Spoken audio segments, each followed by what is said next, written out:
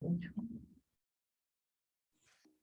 buenas noches a todos los participantes del curso de Política Liberal. Hoy estamos 27 de julio, un día antes de nuestras fiestas patrias, aquí en esta sala Zoom, para compartir conocimientos, para compartir consejos si es que se puede, y también trucos o cualquier otro tipo de herramientas para ser exitosos en la difusión, enseñanza, persuasión y cualquier otra actividad que permita avanzar la política liberal, el liberalismo en el Perú. Por eso estamos aquí tratando de hacer patria. Se hace patria haciendo esto también. Así que vamos hoy día a dedicarnos a explicar un tema que la izquierda lo utiliza muy bien,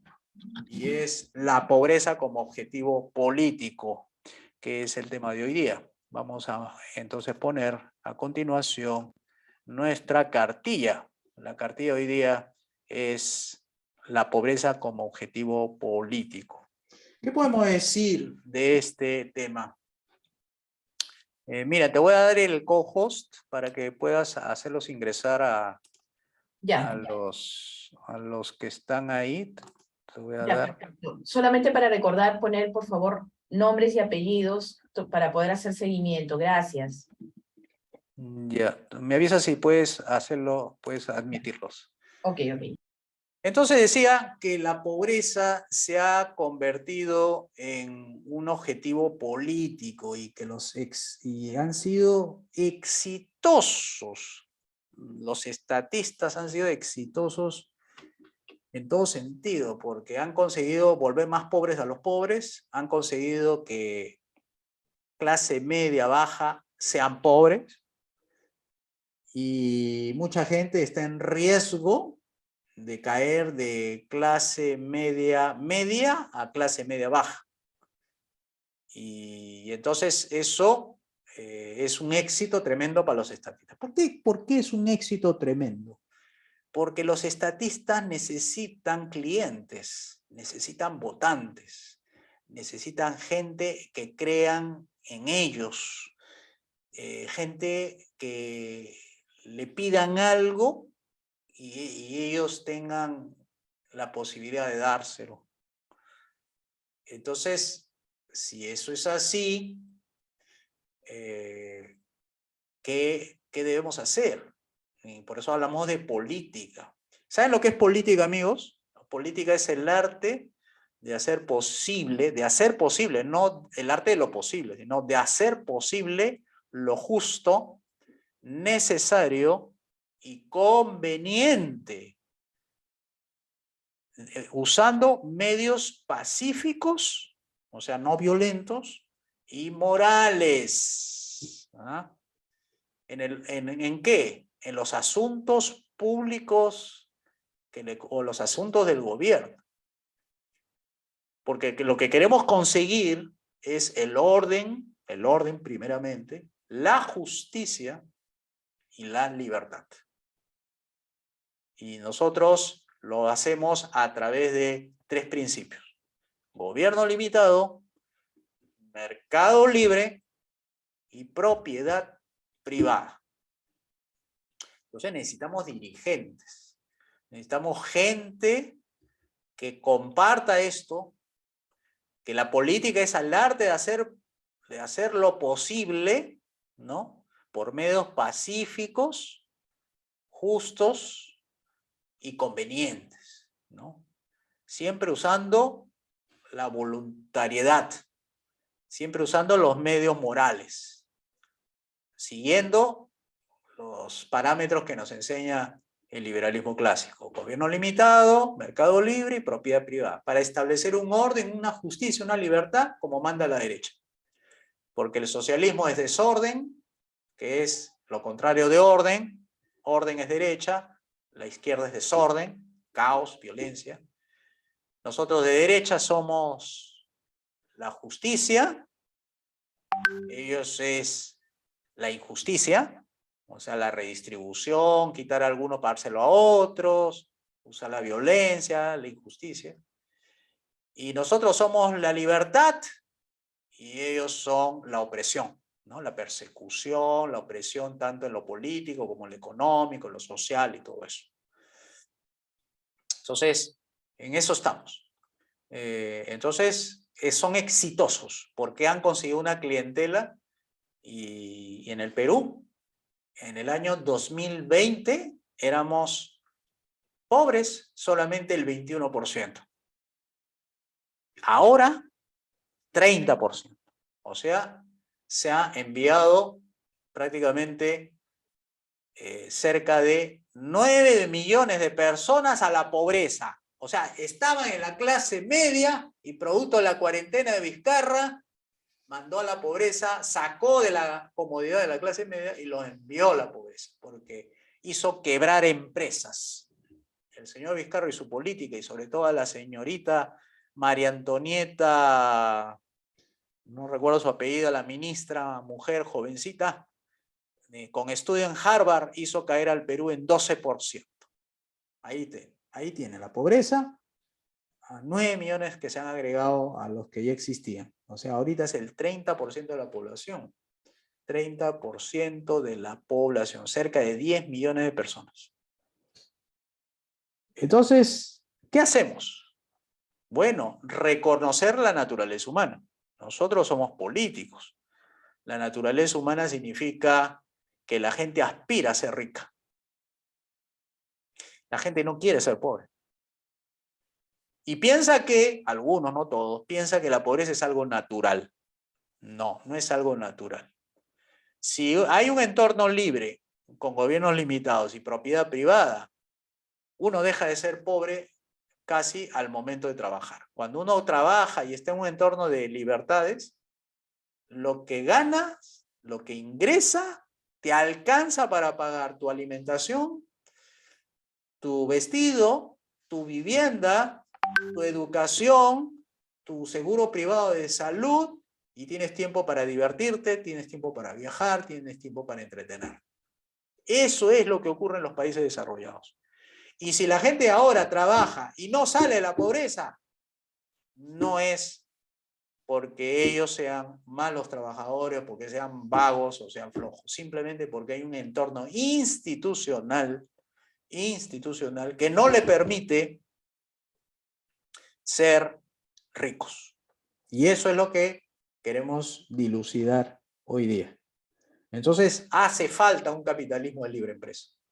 El capitalismo de libre empresa es un sistema político y económico que garantiza los derechos individuales a la vida, a la libertad y la propiedad para poder ahorrar, capitalizarte y crecer. Eso es capitalismo. En un libre mercado, en un entorno donde las personas trabajan y ganan bien, viven bien, y por eso que es lo opuesto al estatismo. El estatismo es un sistema político donde el Estado sufre una enfermedad y el gobierno, en lugar de dedicarse a lo básico, se dedica a hacer otras cosas, deja de hacer lo principal y se ocupa de otras cosas y descuida las que son esenciales, servicios de justicia, seguridad y obras públicas, y se dedica a lo no esencial como educación, salud, deporte, cultura, comercio exterior y todo eso. Entonces, ahí es donde el Estado entra y compite con el sector privado. Lo desplaza. Dos cuerpos no entran en un mismo lugar. Es un principio físico. Entra el sector estatal, desplaza al privado. Un colegio estatal frente a un colegio privado le quita clientela al colegio privado, lo desplaza al privado. Entonces compite deslealmente, inmoralmente, ahí no dice nada de copy, ¿no? Frente a ese tipo de competencia desleal, solamente se enfoca en la competencia desleal de los privados, pero nada dice del gobierno, y así no se puede ganar a la pobreza. O sea, no, los gobiernos no están hechos para destruir, sino para proteger 3 derechos básicos: vida, libertad y propiedad. Para eso se le ha contratado, para eso pagamos impuestos, para eso tenemos que reclamarle. Él es nuestro servidor. Nosotros no somos mandados. El gobierno es una entidad para servir al ciudadano, no para que nosotros sirvamos al Estado cobrándonos impuestos para engordar los bolsillos de aquellos políticos que sostienen que el estatismo es la salida para la lucha contra la pobreza. ¿Qué debemos hacer como políticos liberales cuando tienes que el objetivo político de los estatistas es la pobreza? Ese es su objetivo. Nuestro objetivo de nosotros es la riqueza.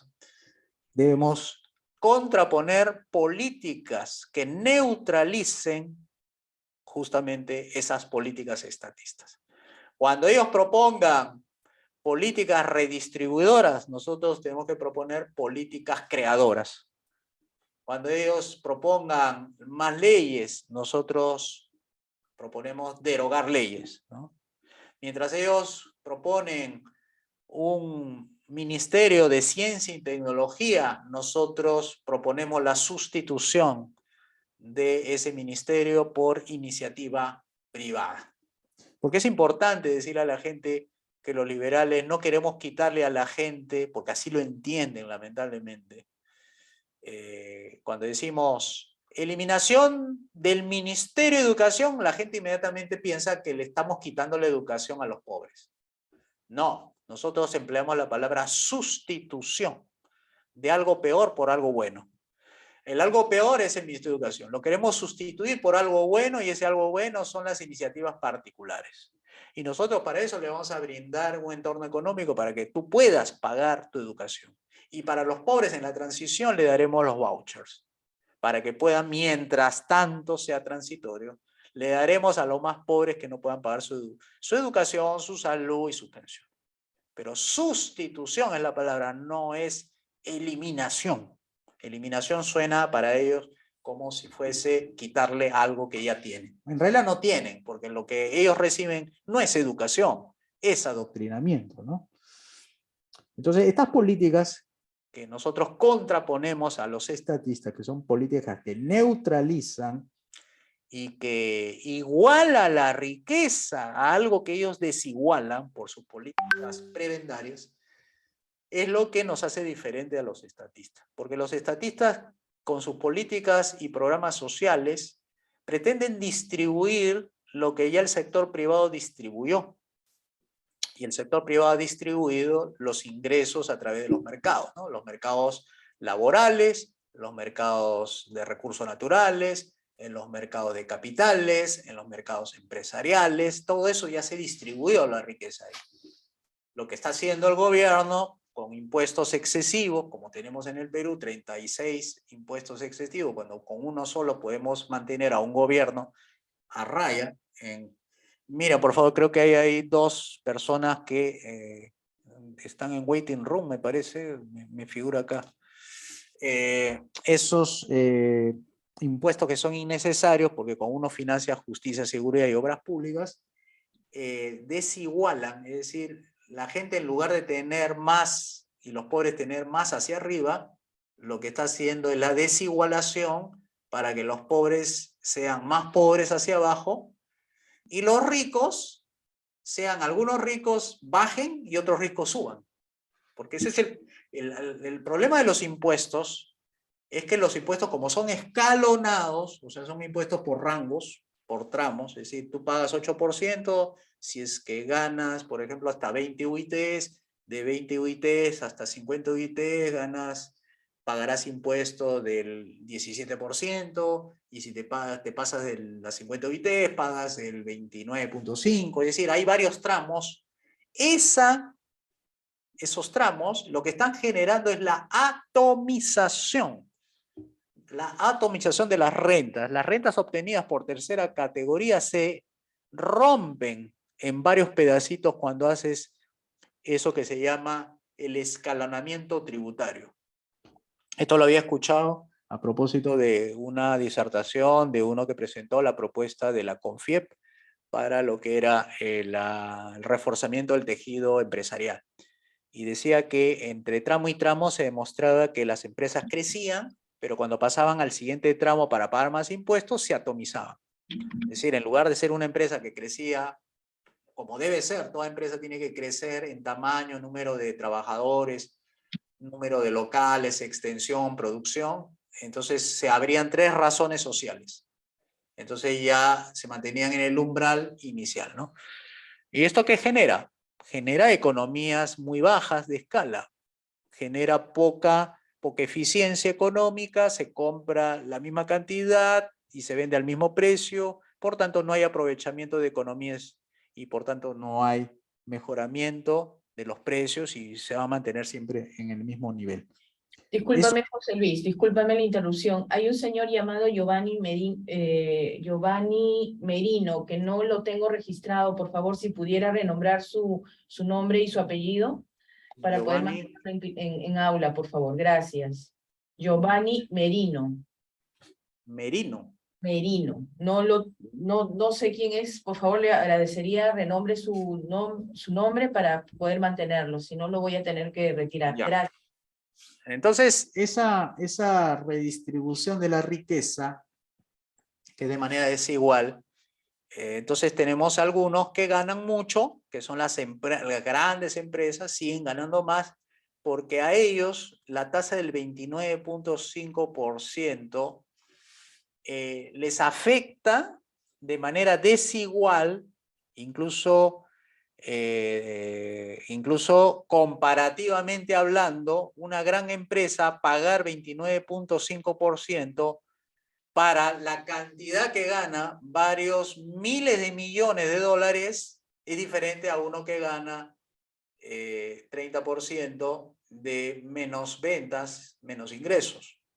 Entonces, marginalmente hablando, el peso del 30% para alguien que gana mucho es diferente al peso del impuesto para alguien que gana menos, que gana 1.000 soles, 2.000 soles, ¿no? Porque estamos hablando de 300 soles para alguien que gana 1.000 soles, casi 30% son 300 soles, y 300 soles para alguien que gana 1.000 soles es muchísimo, ¿no? Aunque claro, sabemos que puede optar por otro régimen, pero es la atomización finalmente, es lo que no contribuye a la capitalización de estas empresas.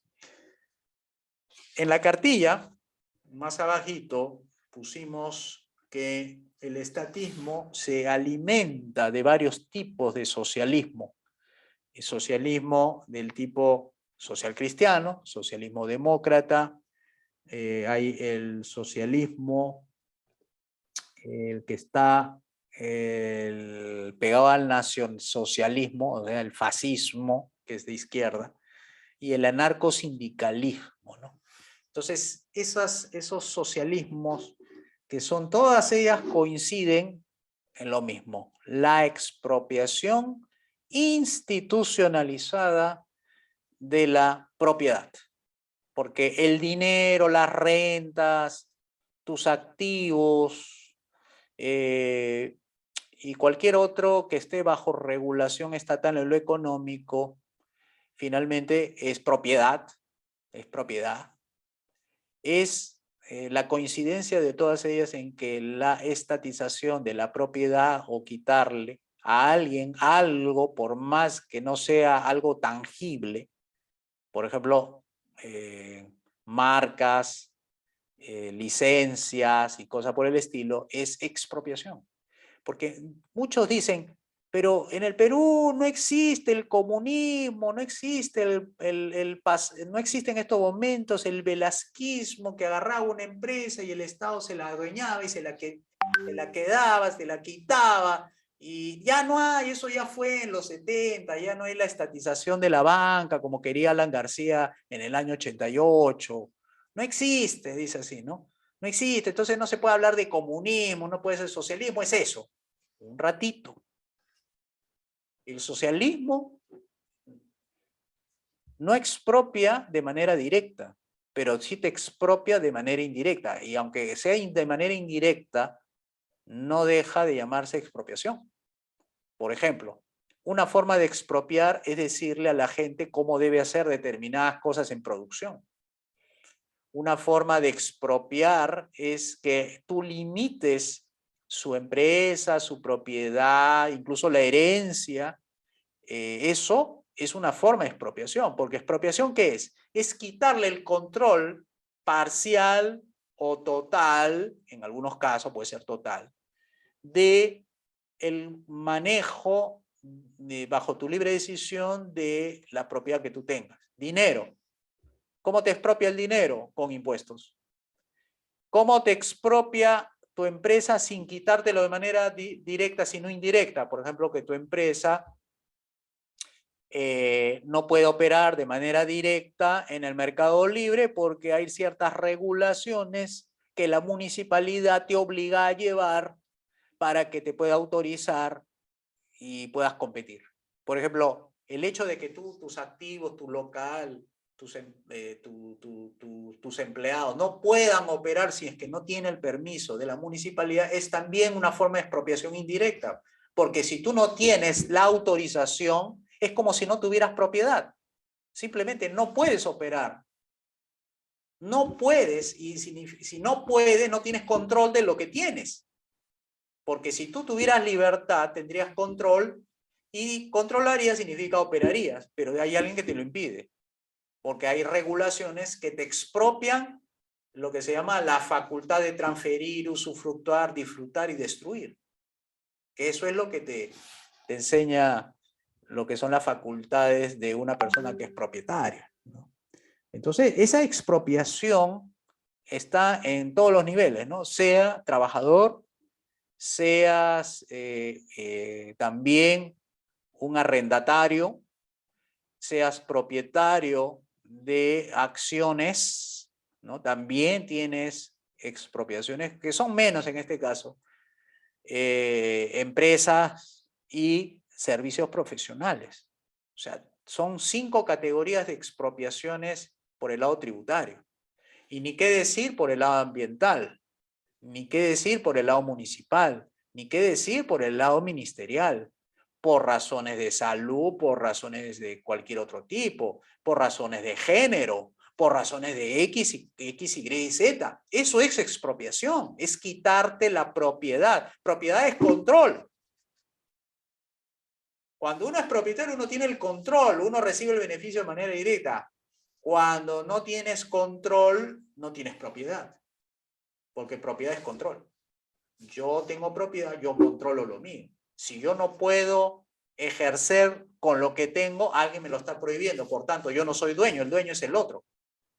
Porque el otro me decide sobre lo que yo tengo. Decide qué cosa tengo que hacer con lo que yo tengo. Ah, entonces eso es expropiación institucionalizada, ¿no? A ver, hasta ahorita, ¿están siguiendo la línea, digamos, de la argumentación? ¿O hay preguntas que quieran hacer?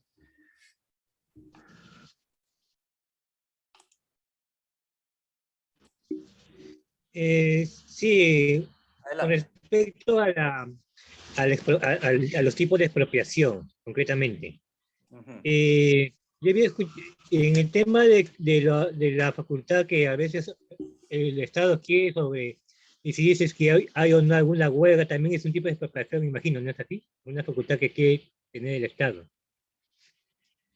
A ver, por favor repite que no te entendí bien esa parte del Estado. ¿Que hacía qué? Le explico. Si el Estado, digamos, quiere tener la autorización de decretar huelga o no en una empresa que a él le parezca, digamos, sería un tipo de expropiación, ¿no es así? ¿Huelga? ¿Dijiste huelga? Le explico. Lo que A ver. pasa es que lo que pasa es que dentro de los sindicatos Ah, no se está hablando de que de repente la decisión de hacer un paro o una huelga pueda tener ser facultad del Estado, en este caso del gobierno. Digamos, si le parece que las medidas, los beneficios laborales no le parece al Estado, él podría tener la facultad de, digamos, hacer un paro, digamos. Si no le si es que le parece, ¿no? pero tú estás diciendo que haga el paro el Estado, como huelga del Estado. Le explico, decrete. Es como si fuera decretar un Ah, paro. decrete una huelga que la autorice la entidad del Ministerio de Trabajo, decrete que esa Exactamente. huelga está autorizada para que en la empresa X no trabajen los trabajadores. Exactamente, ese es el tema. Ah, ya, Y no ok, ahora sí te entendí. No, nosotros en el orden liberal no hay Ministerio de Trabajo. Lo que hay son relaciones del empleador y el empleado. Y el empleado puede hacerse representar para que lo defienda por un abogado laboralista. Eso puede existir, pero no en el sentido laboralista porque hay leyes laborales, sino por defensa del contrato privado entre las dos partes. Y si ese trabajador quiere hacer huelga con otros trabajadores, lo pueden hacer, está en su libertad. Lo que no puede hacer es utilizar la violencia para que otros no trabajen. O sea, si tú quieres que funcione un sindicato en un orden social libre, los sindicatos tienen que funcionar como eran antes. Tenían 3 funciones. Eran bolsa de trabajo, o sea, le buscaban trabajo a los trabajadores desempleados. 2, eran líneas previsionales. Quiere decir que eran sindicatos que se preocupaban por el bienestar de los que ya dejaban de trabajar cuando se retiraban, laboralmente hablando. Y el otro era la capacitación, que era cómo hago para que los trabajadores sean más productivos, para que puedan asimilar bien la tecnología. Eso sí, digamos, ahora, yo no quiero trabajar porque no estoy de acuerdo con la política salarial y se puede organizar un sindicato en la empresa, no hay nada que lo impida, en orden social libre no hay nada, pero tiene que hacerlo, como se dice, por la persuasión, no porque existe una ley laboral que le obliga a la empresa a aceptar a un sindicato a la fuerza cuando los trabajadores no quieren y se tienen que constituir porque la ley. No, en nuestro caso, cuando hablamos de un orden libre, las personas se asocian voluntariamente para defender sus intereses como son las asociaciones civiles. Pero no hay un ministerio que tenga que autorizar para que haya huelga y que el empleador tiene que pagarle los días que hace huelga y esas cosas. No, en orden social libre, si hay sindicato y los sindicatos, o sea, se ponen de acuerdo los trabajadores, todititos en la empresa y deciden no trabajar, bueno, ahí van a tener que negociar el empleador o los dueños, la empresa, quien sea, con ese grupo o todos en general, si se han ido a la huelga y ver qué es lo que está ocasionando que no estén trabajando. O sea, el derecho de huelga, el derecho a no trabajar es como ir o no ir al colegio, el derecho a no aprender, el derecho de no trabajar también es un derecho. O sea, nadie te puede obligar a trabajar. Ahora, eso obviamente tiene que estar en el contrato, ¿no? Porque si tú te vas a asesorar por ejemplo, a la hora de suscribir, cosa que no ocurre esto porque las leyes laborales son muy metiches y no permiten hacer eso, pero en un orden social libre, si tú vas a ser empleado de alguien, tú tienes que leer bien el contrato, incluso puedes alterar, modificar las provisiones, las cláusulas, todo por si a ti te interesa en algún momento ver que algo es injusto y cosas así, ver pues si puedes parar, puedes hacer derecho de huelga, etcétera. Porque, de hecho, los privados, cuando hay desacuerdos, el contrato también se vuelve nulo. O sea, cuando hay ciertas circunstancias no previstas en el contrato, no reguladas en el contrato, pero que surgieron por alguna razón y no estaba estipulado, ese contrato puede tener arreglos, modificaciones. Entonces, el derecho de huelga no contemplado en un contrato que supuestamente pues, no está, digamos, está prohibido hacer huelga según el contrato, pero surge una circunstancia valedera que fomenta, pues que, imagínate, unánimemente no vayan los trabajadores, es un problema ya que tiene la empresa con los trabajadores. No es con un trabajador, no es con dos, es con todos. Entonces, nada le impide organizarse los trabajadores y hacer... Es que las empresas pequeñas no necesitan ser sindicatos. Donde están los verdaderos problemas están en las grandes empresas porque son por su tamaño, su extensión, por el pago, por el interés, digamos, que tiene la empresa de sobresalir y hacerse grande. Ahí sí las relaciones laborales son, por decir, son más difíciles de manejar porque ya no estás hablando de 2 trabajadores, si son 2000. Por ejemplo, las mineras tienen 2000, 3000, 4000. Bueno, esas relaciones no son fáciles de llevar, sobre todo cuando quieres establecer una política salarial, una política de beneficio, etcétera. A veces cambian las situaciones de grupos, ¿ah? Porque no todos los grupos son iguales. Siempre dentro de los trabajadores hay unos que están más expuestos al peligro, por ejemplo en las minas adentro, ahí en los socavones. Hay otros que trabajan en administración, hay otros que trabajan con las máquinas, hay otros que trabajan con moliendo piedra, hay otros que trabajan en la fundición. Entonces, los trabajos dentro de los grupos son distintos.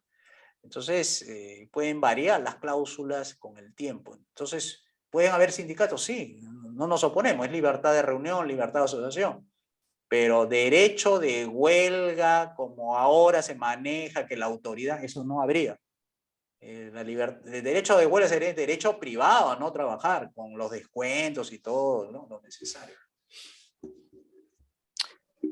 ¿Otra pregunta que quieran realizar antes de continuar? A ver, Diego Bedoya dice, y también se anula la movilidad social. ¿A qué te refieres con movilidad social? ¿Podrías aclararlo, por favor? Porque no entiendo. Movilidad social, no lo entiendo. ¿De qué manera?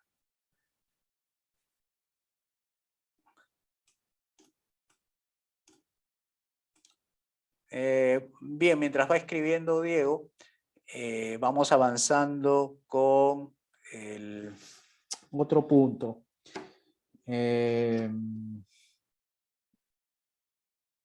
José Luis, ¿puede también abrir el micrófono, nuestro querido amigo, para que pueda hacer la pregunta? Sí, por supuesto, todos están invitados a abrir. O sea, cuando no pueden, pues escribirán, ¿no? A ver, dice ahí, hola, me refería cuando hablas de la atomización producida por los impuestos a las movilidad social, en el sentido de que de pasarse de rico a pobre, de pobre a rico, ¿te refieres a eso? ¿Movilidad social? ¿Ascensión? ¿Disminución? Ah, sí, pues claro, pues lo normal es que todos asciendan, o sea, que los pobres dejen de ser pobres, entonces todos los pisos que están más abajo de los que son más pobres subirían, o sea, el pobre en una sociedad capitalista tiene techo, tiene agua, luz, teléfono, me refiero a los países capitalistas. Los países mercantilistas como de nosotros, que tienen mitad capitalismo, mitad mercantilismo, el pobre todavía su piso es de tierra, el baño ni siquiera le llega agua, ¿no? O sea, el pobre de un país rico es clase media aquí. ¿Ah? En cambio, el pobre de un país mercantilista, medio socialista, es de esteras, tierra, barro, no tiene agua potable.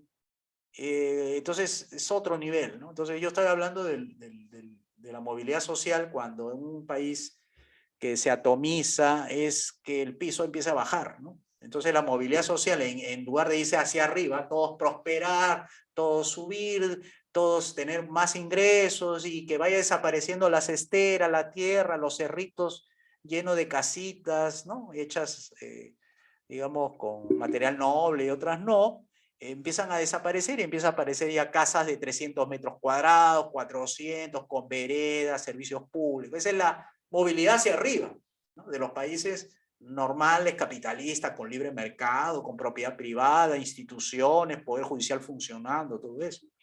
Y cuando no hay, cuando hay atomización, expropiación, desinstitucionalización, bloqueo de la ascensión, de la movilización, entonces la movilización es hacia abajo. Ahí vimos pues el ejemplo del Perú, que del año 2020 al 2022 la pobreza sube de 21% a 30%.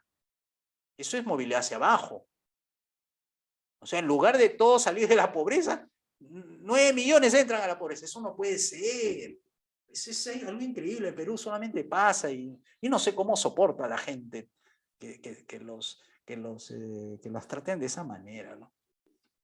Hay un Roger Moreno. Él está acá en el waiting room. Bien. Decía otro tema. El otro tema es de los impuestos. ¿Todos los impuestos son robo? No. Los impuestos son robos cuando financian funciones que no le corresponden al gobierno. ¿Cuáles son las que no le corresponden? Las que no le corresponden son todas las que son diferentes a presupuesto para la policía, presupuesto para el sistema judicial, presupuesto para defensa, presupuesto para carreteras, presupuesto para relaciones exteriores y presupuesto para los gobiernos regionales y las organizaciones que tienen que ver con la República, Contraloría, los que ven con las identificaciones, RENIEC, con la parte electoral, jurado, los tribunales que juzgan a los militares, etcétera. Eso nada más. El resto de gastos, eso sí, están financiados con impuestos. Esos impuestos sí son robo. Porque ya estás hablando de que esto lo puede hacer el sector privado. ¿Y por qué lo quiere hacer el gobierno? Ah, porque quiere la clientela, quiere el voto, quiere volver indigna a las personas, quiere anular a las personas. Anular, ¿saben lo que es? Es quitarle todas sus cualidades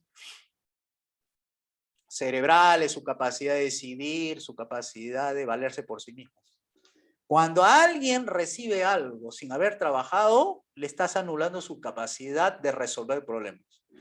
La mente, el cerebro ha sido creado para resolver problemas. Si el gobierno está entregando la educación que dice gratuita, entonces le está anulando la capacidad a los padres de familia de aceptar un regalo del gobierno, anulándole su capacidad.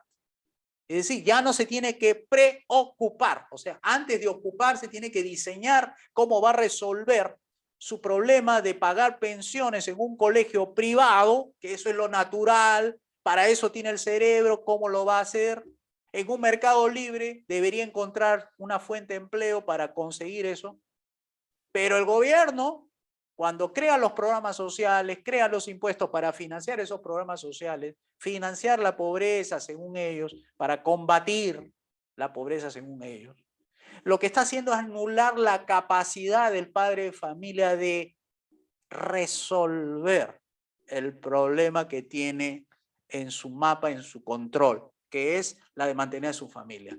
Cuando acepta el padre de familia que el hijo tiene que ser llevado a un colegio donde le den desayuno gratuito, tipo Caliwarma, ese programa de ahí, ¿qué está haciendo? Está abdicando de su responsabilidad de padre de familia, está abdicando de la función neuronal de hacer su trabajo por recibir algo a cambio. Eso es inaceptable. Desde el punto de vista funcional del cerebro, no está haciendo sinapsis.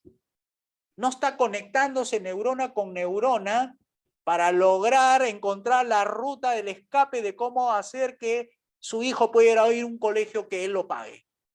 Entonces entrega su libertad, entrega su dignidad para que otros lo alimenten. Fíjense, para que otros lo alimenten. Para que otros les enseñen.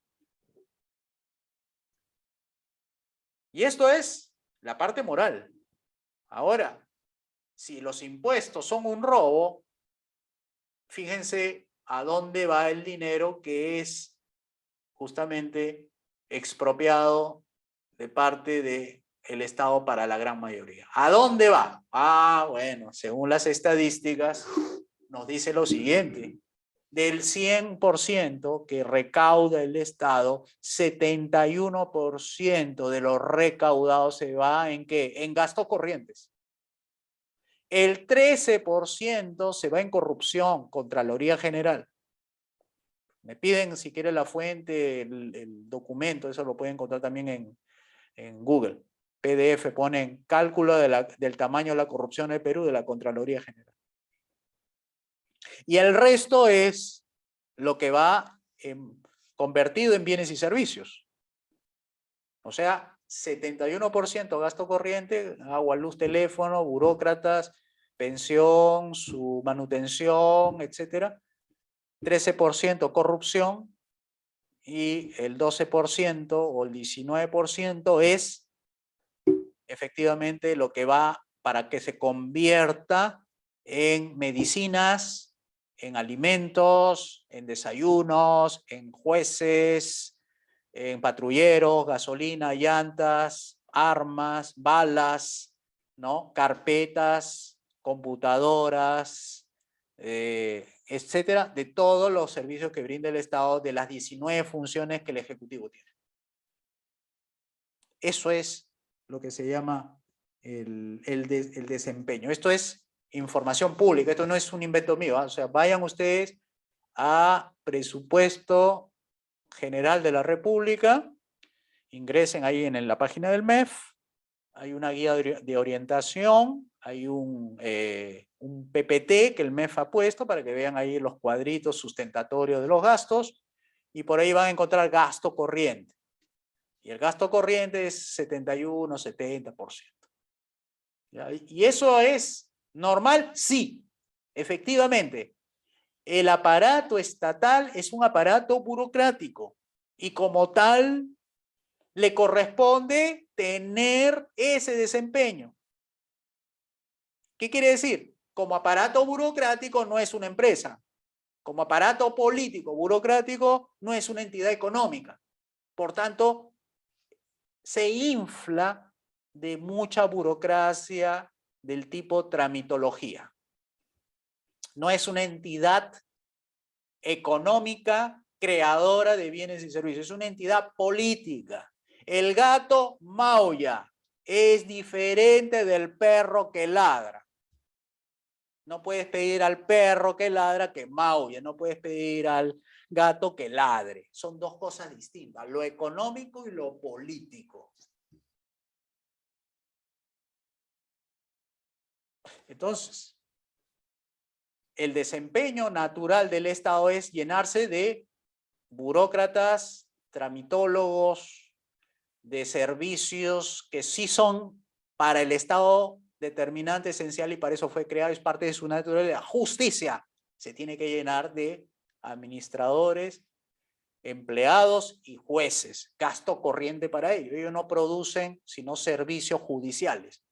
O sea, no son servicios de mercado, son servicios compulsivos, son servicios de orden violento, es decir, sus resoluciones, sus productos que ellos elaboran, como son justicia, etcétera, tienen carácter violento, es decir, mando que se cumpla, mando que se haga detención preliminar, mando que se vaya a la cárcel, mando que él le pague al otro durante 10 años con sus ingresos, pensión alimenticia, es decir, quita derechos y entrega derechos. Eso es compulsivo. ¿Eso tiene burocracia? Sí. ¿Hay jueces detrás de eso? Sí.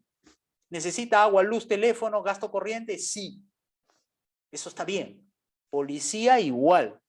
Su gasto del policía es burócrata.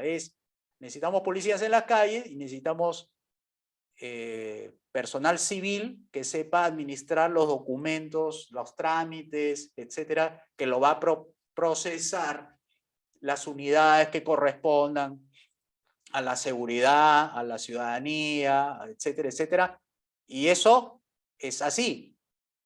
Es burocracia, es trámites, son personas que se sientan frente a un escritorio, sí, nada más. Cumplen con la ley, siguen el precepto constitucional y nada más. No son entidades económicas. ¿Ah? Y para el otro lado, el gasto corriente, que tiene que haber gente que evalúe expedientes, me refiero a la infraestructura, caminos, carreteras, puentes, y si se puede aeropuertos, si no lo puede hacer el sector privado, que lo haga el estatal.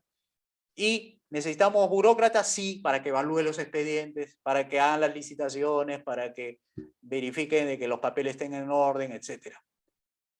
¿Eso es gasto corriente? Sí, burócratas, todo eso, trámites, expedientes, mesa de partes. Eso es el Estado, es esencialmente burocrático. No se le puede pedir que sea 30% como el sector privado. El sector privado tiene otro comportamiento. Maximiza utilidad y minimiza costos. Maximiza utilidad, o sea, trata de que sus ingresos aumenten y tener a raya, tenerlo contenido a los gastos. Su proporción normal, dependiendo de la actividad, no todas las actividades tienen el mismo porcentaje, pero se habla del 30%. Máximo 30%. 30% y 70% es pura inversión, pura compra de insumos, máquinas, equipos, producción, bienes y servicios. Y esto se vende bajo persuasión al mercado, etcétera, ¿no? Ahí van decidiendo los consumidores. Persuasión. Calidad. No llenándose de burócratas, ¿no? Sino adelgazando la burocracia para que sea totalmente productivo. La burocracia crece sobre todo en países, o sea, los privados crecen sobre todo en países donde hay muchas leyes. Entonces, la burocracia lo que hace es procesar todos los mandatos, todos los reglamentos, todas las guías, ¿no? Que a veces le pone la autoridad para que cumplan y estén encarrilados con la ley, y entonces tiene que haber burócratas que estén siguiendo con el entorno legal para que la empresa se adecue a las normas, y necesita gente que esté ahí solventando, relacionándose la empresa con la autoridad. Entonces necesita administrativos para eso. Entonces, mientras el entorno sea productivo del libre mercado, la burocracia baja, porque hay menos leyes que controlan, pues. Menos leyes, menos burocracia. La burocracia que existen, y lamentablemente existen en empresas grandes, es propio de la mala estructura como se han formado. Hay un libro que les recomiendo que se llama Lo que ahora importa, de Gary Hamel. Gary Hamel, que es algo así como un gurú en la administración, ha detectado que los gerentes generales que provienen de las escuelas de negocios de Stanford, de la Kennedy School of Government, también se meten por ahí algunos CEOs, o de otras, de universidades famosas que salen de ahí, muchos CEOs así, les ha enseñado a ser gerentes de empresas de la era industrial.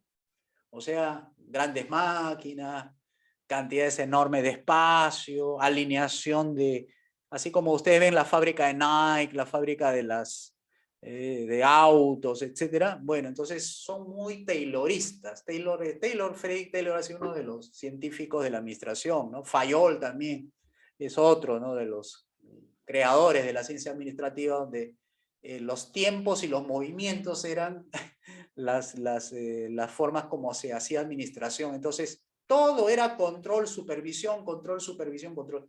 Entonces, se han visto sobrepasados estas empresas grandes, estas multinacionales, porque han crecido en burocracia, que ya han sido como sirenas rojas para ellos.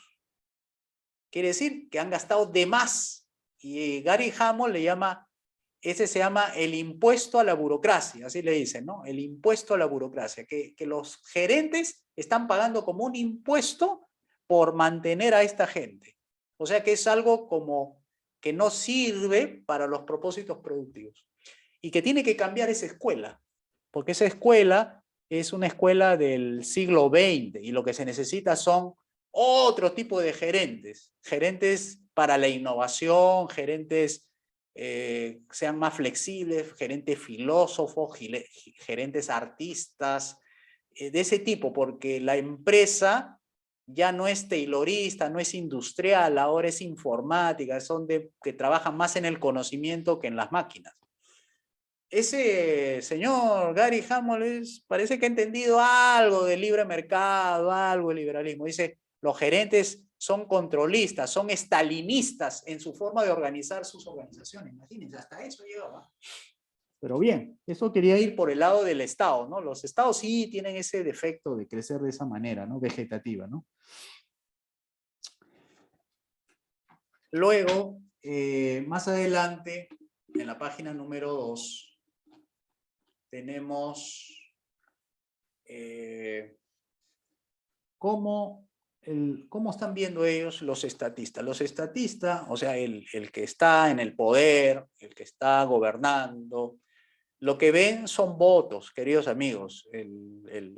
Los políticos estatistas, los que creen que el objetivo político de un gobierno es mantener a los pobres y no sacarlos de la pobreza, es la de generar ese ambiente de paternalismo estatal, ¿no? De llevar un discurso que el Estado se va a hacer cargo, que el Estado es el papá.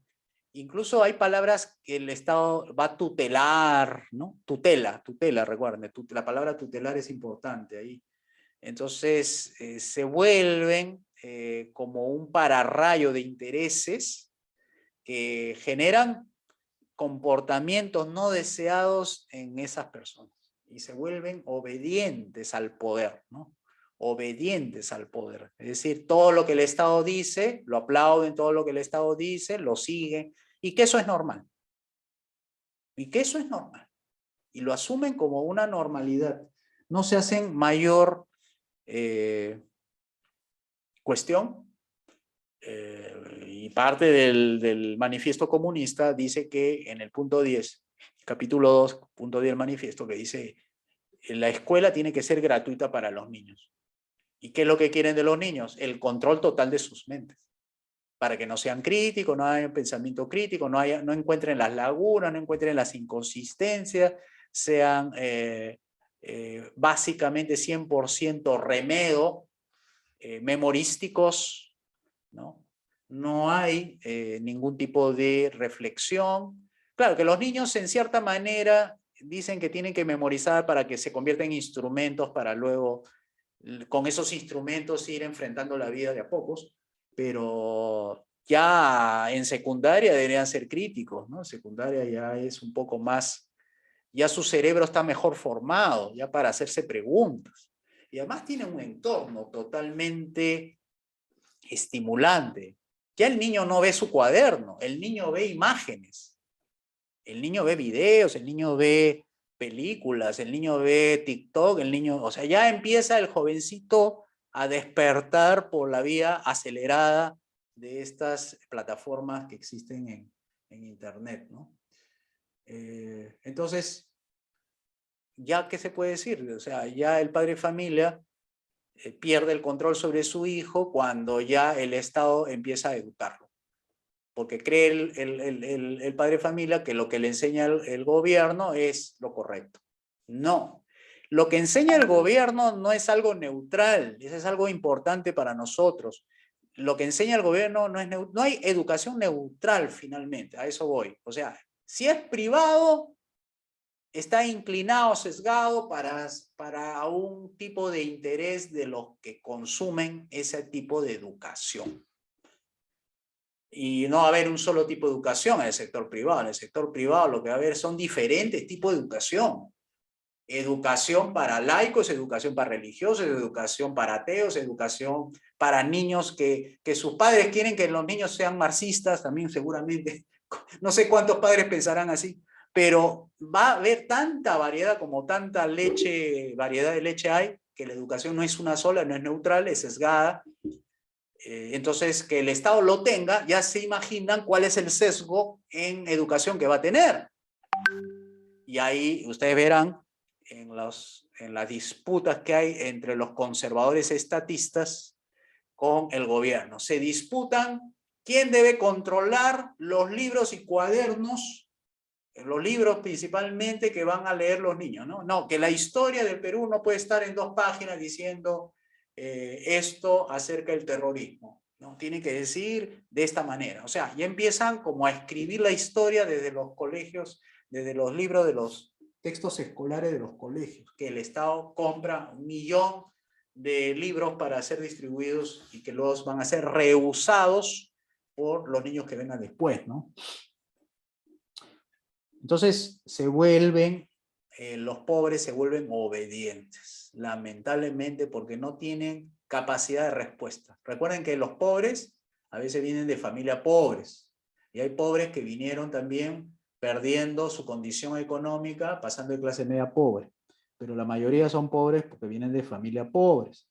Entonces no ven gran diferencia entre lo que le enseñaron al padre con lo que le enseñaron al hijo. Entonces el padre cree que lo que le está enseñando al hijo ahorita, que puede estar empeorando incluso su educación, no le encuentra mayor diferencia. Pero aquel que ha estado en una educación privada y que ha estado en un nivel económico medio, alto, y luego pasa por desgracia a ser pobre, sí se da cuenta de la educación que recibe su hijo. Nota la diferencia entre lo que le enseñaron a él y lo que le enseñan a su hijo en los colegios estatales. Él podría ser una forma de poder neutralizar esas políticas malévolas del gobierno con respecto a hacerlo intencionadamente con esas agendas estatistas, ¿no? Para lavar el cerebro y no reflexionar, ¿no? Y escribir la historia. Entonces, para ir terminando, ¿cómo vemos los liberales? Los liberales, frente a toda esta disyuntiva, ¿qué hacemos? Bueno, tenemos que ser directos, es decir, nuestro objetivo como político y como política es la creación de riqueza.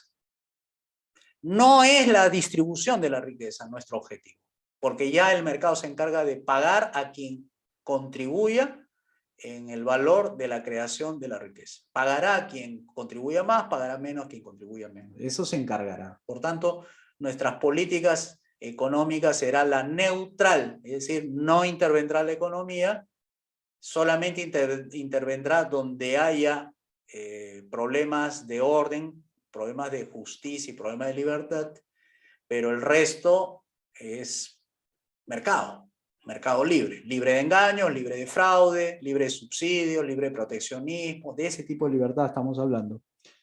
Y como consecuencia, la pobreza va a ir desapareciendo en la medida que vaya creciendo las empresas, que son las que pagan, crezcan los proveedores, que son también los que pagan, crezcan los capitales, que también son los que pagan, crezcan los trabajadores, también son los que pagan las cuentas. Y esa es la mejor política social. Un empleo es la mejor política social.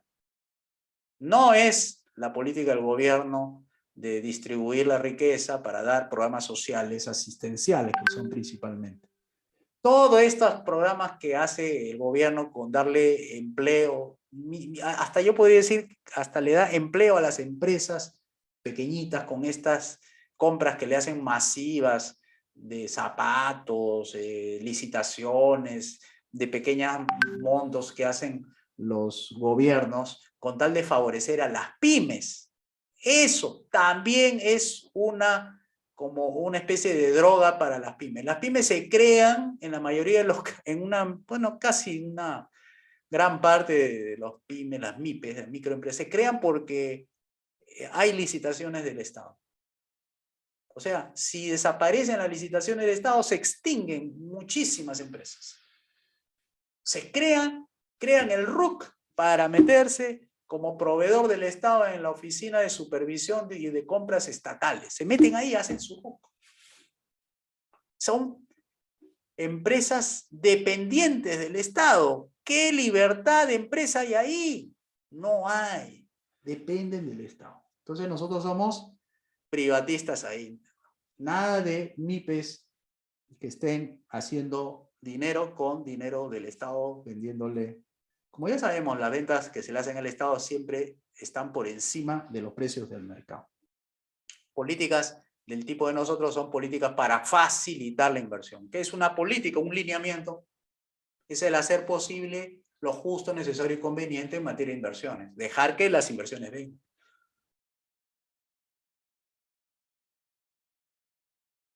Entonces, esa es la mejor forma de ayudar. Y si tú quieres ayudar al prójimo, ayúdalo con tus recursos.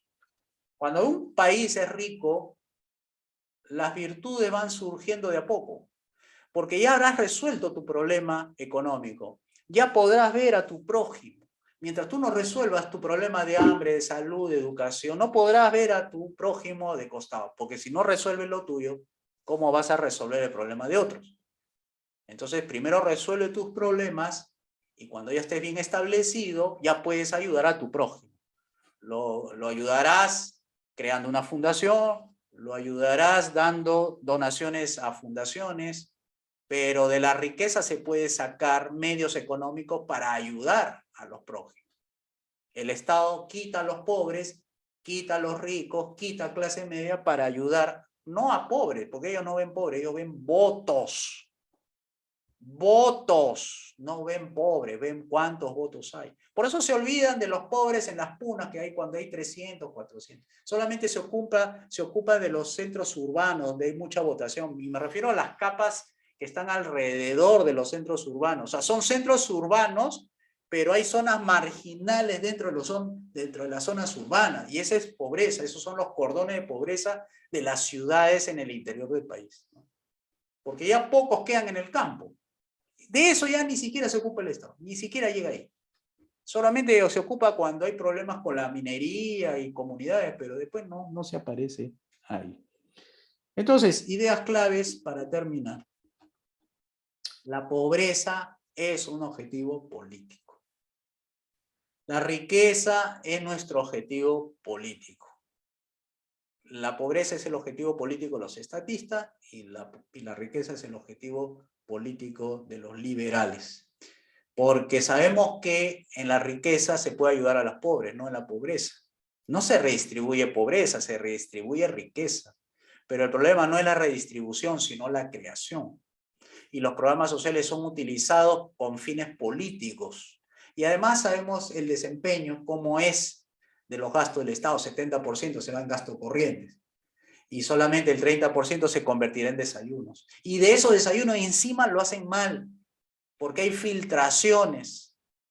Entre los programas sociales se ha visto reportaje de Panorama, que gente de clase media iban a recibir su leche gratis en zonas populosas. O sea, no reciben lo que realmente deberían recibir. Eso se llama filtraciones. Esa es la palabra técnica. No focalizan bien sus programas sociales.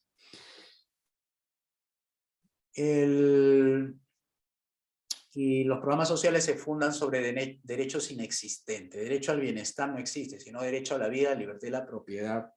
Porque esos son pseudo derechos.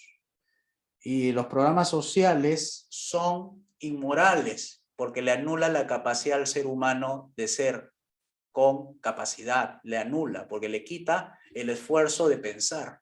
Y eso es inmoral, porque le estás haciendo mal a esa persona, al no poder conseguirse sus propios medios. Y siendo así, y siendo él, y varios cientos, y siendo miles, y siendo millones de pobres en esas condiciones, es más inhumano todavía, porque es como si fuese, no un genocidio, pero sí sería un inmoralicidio, el que se haga con millones de personas, se trabaje de esa manera para volverlo pobres dependientes del Estado, ¿no? Bien, ahí me quedo y preguntas si hay, por favor. Felizmente no hay ningún curso que viene después de este, así que puedo quedarme unos minutos con ustedes. Adelante con las preguntas.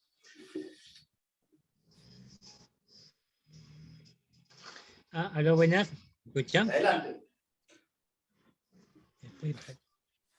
Mire, está interesante todo el tema de la pobreza y de repente quisiera comentar una anécdota, ¿no? Había una conferencia internacional en República Dominicana en que llamaron a Andrés Hurtado, más conocido como Chubolín, de repente no lo conocían con su nombre de verdad, pero bueno.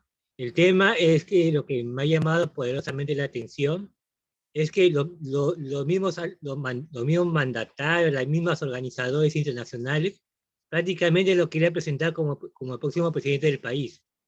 Yo imagino que es precisamente por su apoyo a los pobres, porque él se dedica prácticamente a hacer ayuda social, o sea, es a lo que se dedica, ¿no? Y yo imagino que un candidato así puede ser bastante perjudicial en una próxima elección. Y mi pregunta es la siguiente: ¿cómo se podría cambiar el chip a las personas para que no caigan en ese tipo de trampa de un candidato que al final promete ayudar a todo el mundo, ¿no?, de manera prácticamente como lo hace él, ¿no?, o algo parecido a él, y poder capitalizarlo a que la persona puedan ser libres, y obviamente, como usted mismo dice, no cortándole su iniciativa, poder salir de sus propios problemas por ellos mismos, ¿no? ¿Qué estrategias se podría utilizar, básicamente? ¿Qué estrategias, no? Ya, yo te puedo dar una que no es única, pero Por ahí se puede empezar. Tendrías que ganarte la confianza de ellos. O sea, gana autoridad ante ellos, gánate la confianza. Una vez que te ganes la confianza, te la ganes la autoridad, ellos te van a escuchar. Cuando te escuchen, ahí les enseñas. Cuando te escuchen, ahí les educas. Y ahí le presentas un panorama, claro, en sus términos, ¿no? Porque no todas las palabras que yo empleo pueden entenderlo de manera directa, rápida, ¿no? Pero en con sus propios códigos, sus propios valores, se le puede presentar una alternativa diferente. Claro que eso de ahí no va a resolver si no es haciendo política. O sea, lo que tú necesitas es tener el voto de ellos, tener el voto conquistado de ellos para que tú los representes a ellos y no sea ese candidato el que tú me señalas, ¿no? Entonces, primero, gánate la confianza. La confianza dice que se gana por autoridad. Una vez que te ganas su confianza, te va a escuchar. Una vez que te escuchen, le enseñas, le presentas el panorama. Como ellos van a seguir trabajando y no van a hacer política, simplemente lo único que te pueden dar es su apoyo, su voto. Entonces tú vas a hacer ese trabajo por ellos, para que ese candidato sea neutralizado con tu apoyo popular y de manera que ya puedas emprender una tarea política organizada a través de un partido político con las mismas, digamos, técnicas y doctrinas y todo eso, y puedas ofrecerle eso al público, y el público ya te habrá escuchado antes, o sea, tú vienes de abajo hacia arriba, y entonces votarán por ti, y esa sería la forma de liberarlo, ¿no? O sea, no es dándole más pan, más vino, más ropa, como vas a resolver. O sea, darle lo necesario, pero no volverlo dependiente, ¿no? Porque de repente hay alguien que ya se muere si no le das alimento, dale ese, pero no volverlo como una forma de vida, dándole, cuándo va a hacer algo. O sea, cuando tú liberas el mercado, cuando tú lo liberas de impuestos, baja los precios a un 50%, entonces la gente va a ver cambios. Además, tú estás abriendo los mercados para que ellos puedan encontrar empleo, para que su amigo, su vecino le diga, vecinito, oye, mira, ya están contratando gente, acá están viniendo una empresa grande, están contratando, ven, están pagando bien, 3.000 soles la jornada y no sé cuánto. Entonces, el mismo mercado se va a encargar de comunicar para que ellos puedan encontrar empleo y dejen lo que están haciendo de ir dejando a sus hijos ahí en esos colegios donde los alimenta, donde ellos ya pueden decir que están llevando el pan a su hogar y puedan ir creciendo, ¿no? Económicamente hablando. Entonces ya ese cambio por medio del empleo primero y luego seguramente, no sé si llegarán a dar el paso para tener su propia empresa, es el camino directo y natural sin cometer ninguna inmoralidad. Ok, entendido. Ok, adelante. ¿Hay otras preguntas?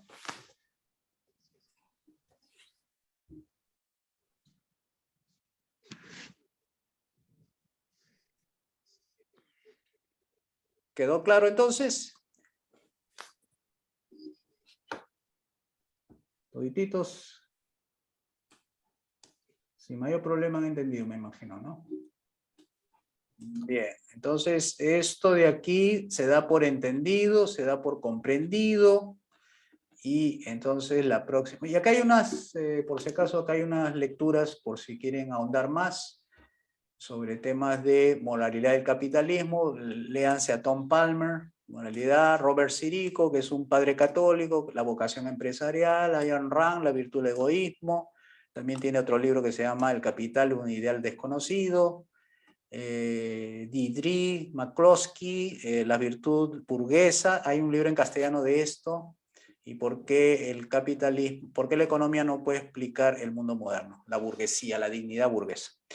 Entonces, nos vemos el próximo día miércoles a las 9 de la noche, Dios mediante. Para el siguiente tema, el tema que viene se llama la homogeneidad funcional del Estado. ¿Por qué el Estado fracasa? Eso vamos a ver la próxima semana. Listo, nos vemos entonces. Que tengan unas felices fiestas patrias y confiamos en que todo va a salir bien de aquí para adelante. Muchas gracias entonces. A Marco, no te había visto. Ahí Edwin. Saludos, Edwin. Por ahí. Gracias. Ajá. Marco va a preguntar. A ver si se quieren quedar, pueden quedar. Adelante, Marco, te escuchamos. ¿Qué tal? Buenas noches, José Luis.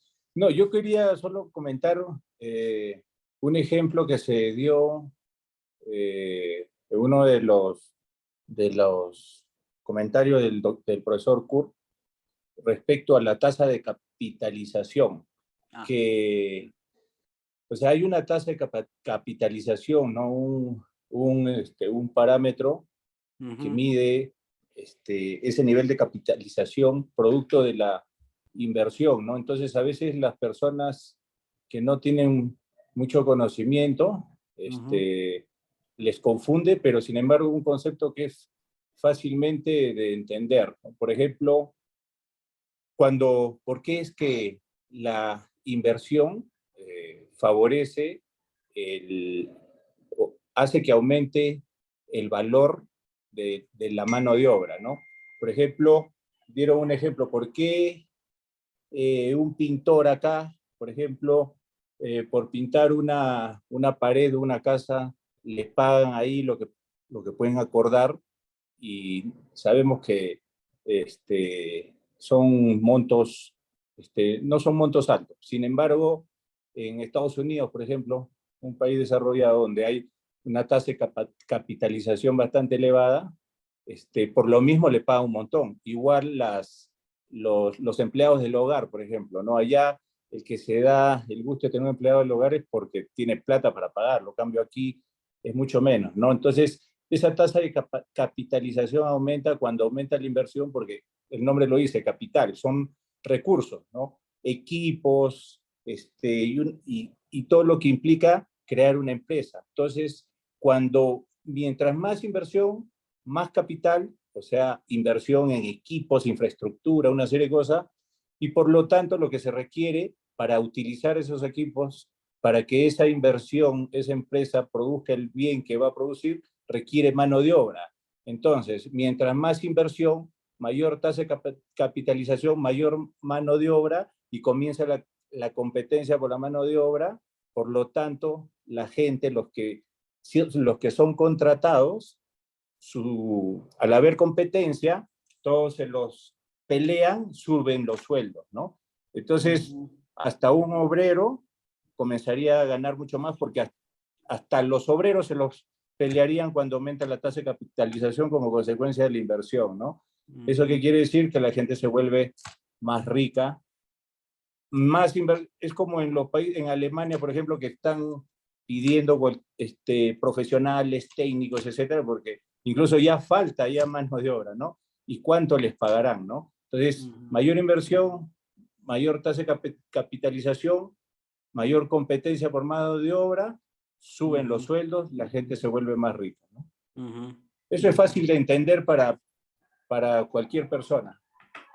Eso, mira, me da la idea siguiente de poner el ejemplo aquí nada más, ¿eh? Sin ir a países desarrollados. La tasa de capitalización de las empresas peruanas entre tamaños. Por ejemplo, una secretaria de una microempresa, si la quiere formalizar, ganaría 950. O, perdón, 1035. La tasa de capitalización significa de una secretaria en la empresa minera más grande del país, que factura 1.200 millones anuales. La tasa de capitalización de esa empresa es mayor que la tasa de capitalización de una microempresa. ¿Cuánto gana una secretaria de una empresa minera con esas ventas de 1.200 millones de dólares contra los 1.000 o los 5.200 que saca mensualmente esa microempresa? Que esa tasa de capitalización de esa empresa grande haga ganar a la secretaria $2.000 como mínimo. O sea, una secretaria de una empresa grande es más productiva porque aporta más valor que una microempresa porque aporta menos valor, tiene menor economía de escala y gana solamente 1.035 soles contra $2.000 de una empresa, una secretaria de una empresa minera en el Perú. O sea, la tasa de capitalización también está por las escalas, que el tamaño de empresa, el tamaño del negocio y todo lo que esté atado al negocio, que hace que tú le pagues menos a una empresita, a una secretaria de una empresita chiquitita contra una secretaria de una gran empresa que tiene mayor capital, ¿no? Ahí, solamente haciendo comparaciones de empresas y empresas te vas a dar cuenta. Si tú quieres ganar bien, ándate acá en el Perú, ándate a una empresa grande. Si quieres ganar poquito, ándate a una empresa descapitalizada como es una microempresa, ¿no? Muy buena reflexión, Marco. Bien, ¿otra pregunta antes de despedirnos?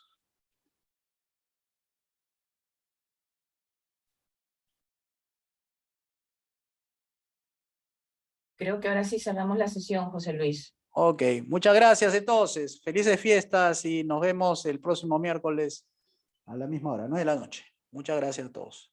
Felices fiestas patrias a todos. Cuídense mucho.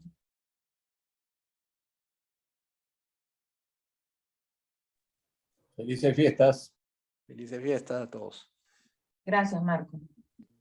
Feliz 28. Feliz 28.